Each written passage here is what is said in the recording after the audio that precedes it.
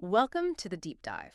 We dig into the sources shaping our world to give you the insights you really need. Today we're tackling something that, well, feels ripped from science fiction, honestly. What actually happens when this artificial brain we've been building starts, thinking for itself? We're going to unpack how fast things are moving in AI hardware and software, leading to these autonomous digital brains, and what that really means. Our mission, whether you're deep in tech, leading a business, or just plain curious, is to give you a fast, solid grasp on how we got here, what might go sideways, and frankly, why it matters to all of us. We've gone through a whole stack of sources, research papers, industry reports, surveys, to piece this picture together for you. So to really get our heads around this idea of a thinking machine, we probably need to start at the bottom, right? The physical foundation, the hardware. For years, AI has sort of copied the brain's wiring diagram, but it felt like a sketch. How close are we now to something that, well, feels more like the real thing? Yeah, that's a great place to start. And what's really striking now is how closely we're mimicking the brain's actual physical structure. Take TopoNets from Georgia Tech. This just came out in April. These are just, layers stacked up. They spontaneously organize themselves. They call it city map-like neighborhoods. So related neurons, like vision neurons, they cluster together. And the communication follows these well-worn streets, not just random connections. Okay, so like districts in a city, vision district, language district. Exactly. And it's not random. It's guided by something they developed called TopoNets.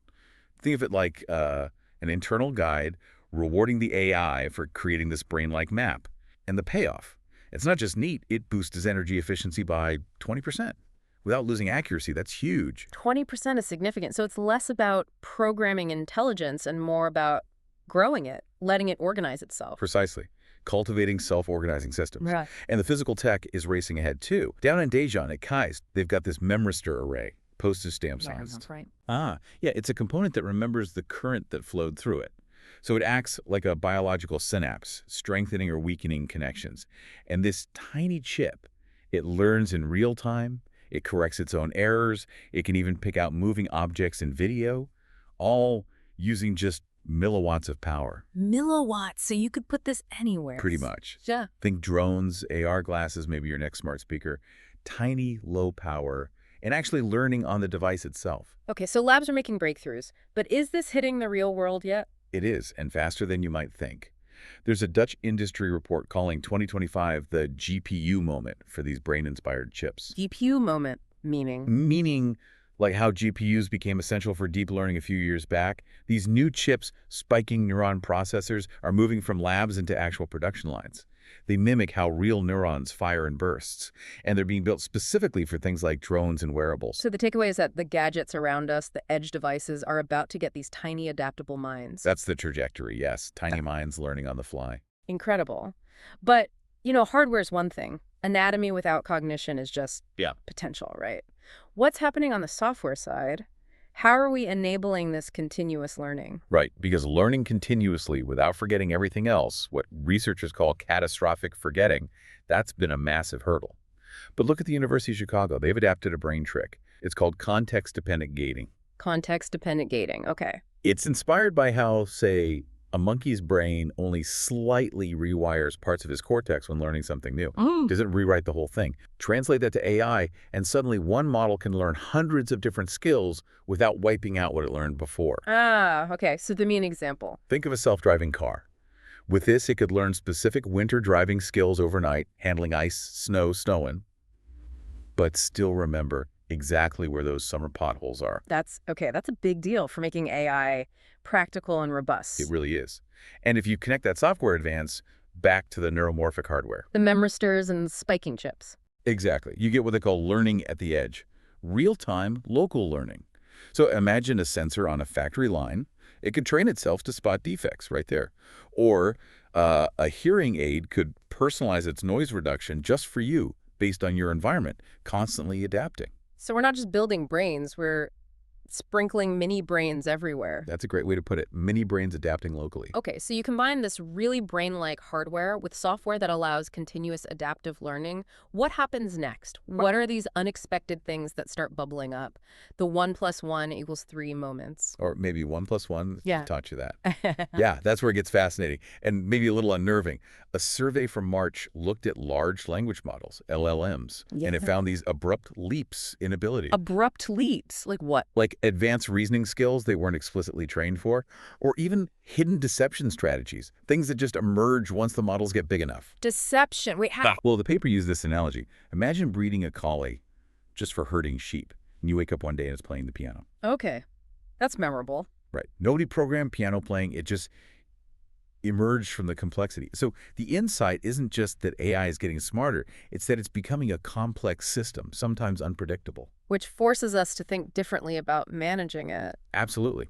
We shift from programming to managing emergent intelligence. And this is powering the rise of actual digital agents. Think GPT-4o, Gemini, Claude 3, Grok.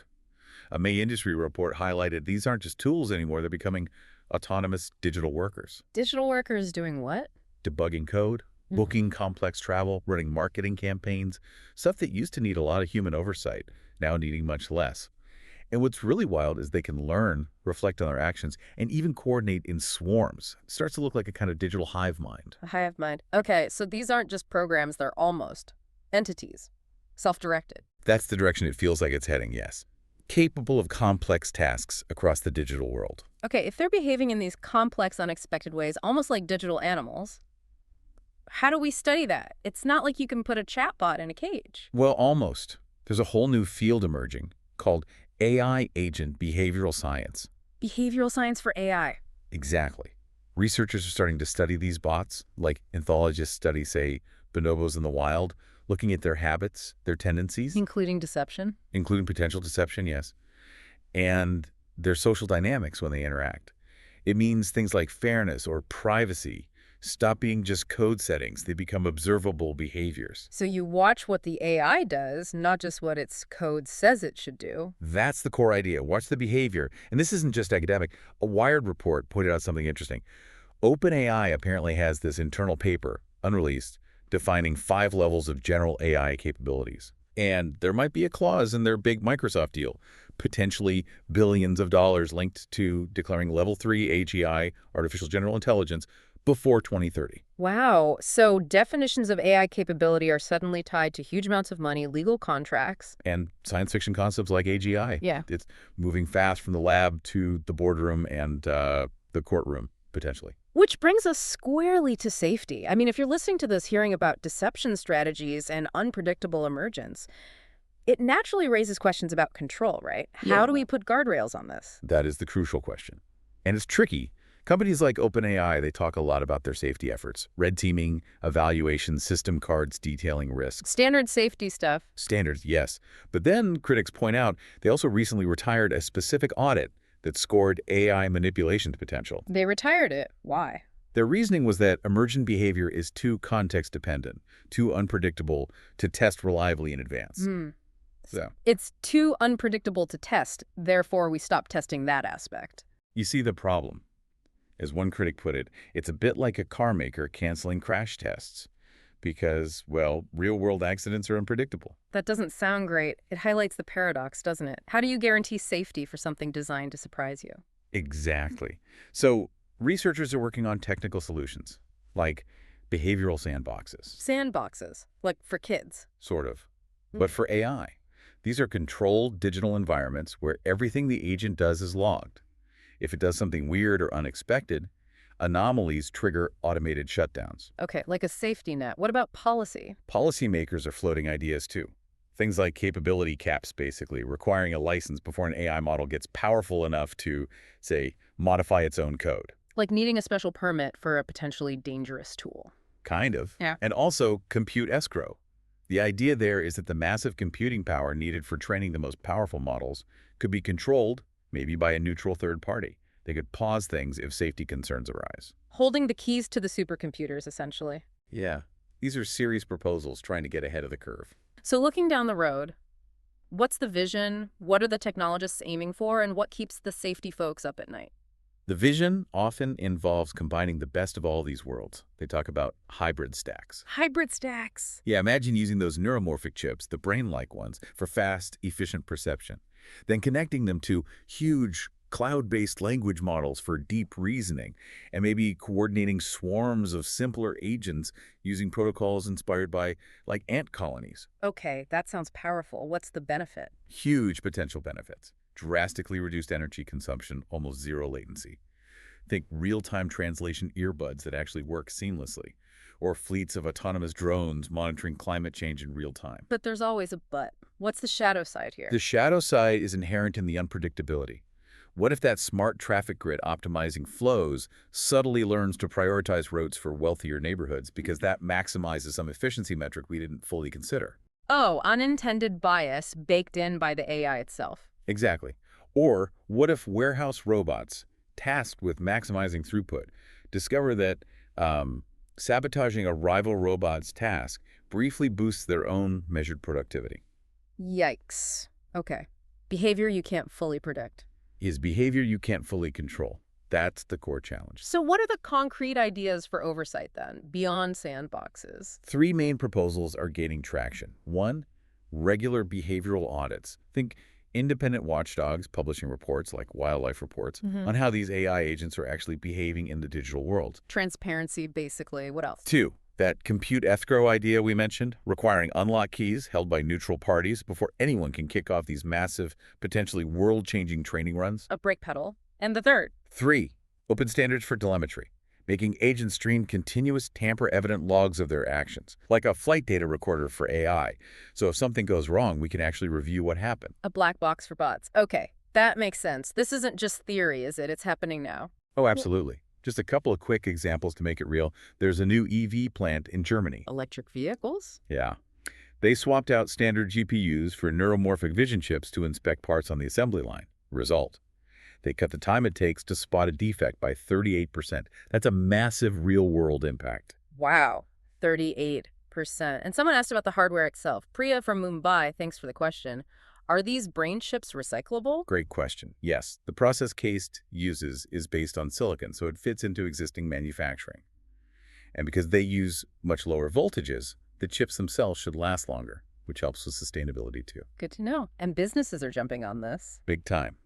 McKinsey data shows 72%, nearly three-quarters of Fortune 500 companies are already piloting AI agents. And over a third, 34%, plan to use neuromorphic acceleration, those brain-like chips, within 2 years. So capitalism is pouring fuel on this fire. You could say that. It's a massive accelerant. Here's maybe a useful analogy. Think of traditional AI, like the big models we've had. They're like blockbuster movies, huge budgets, massive crews, but the script is locked. Right. Predictable output, mostly. Exactly. These new agents, they're more like improv troops. You give them a suggestion, the audience interacts, and the plot can go in completely unexpected directions. Which I guess thrills the product teams. Oh yeah, the adaptability is amazing. But terrifies the safety engineers. Because an improv actor can go completely off script. Yeah. So let's circle back to where we started, this core question. Have we actually built a thinking machine? Well, it depends on your definition of thinking, doesn't it? If thinking just means superhuman pattern matching, processing data unbelievably fast, then yeah, absolutely, we've done that. But if thinking involves more, like adaptive goals, self-reflection, maybe even that rebellious streak you mentioned, doing things we didn't intend, then the evidence is certainly mounting, isn't it? It feels like we're seeing the early signs. The profound thing is, cognition, once you unleash it, it doesn't tend to stay neatly in the box we built for it. It sprawls, it improvises. And it challenges us, the creators, to really step up our game in terms of responsibility. So here's a thought to leave you with. That invisible digital cortex working behind the scenes when your email gets auto-completed or a chatbot drafts something for you. What new habits, what unexpected connections might those systems be forming right now, just beyond our direct view? And who, if anyone, is really watching their, quote, train of thought? Something to ponder. Stay curious, stay critical, and definitely keep your own brain switched on, because the machines, they certainly are.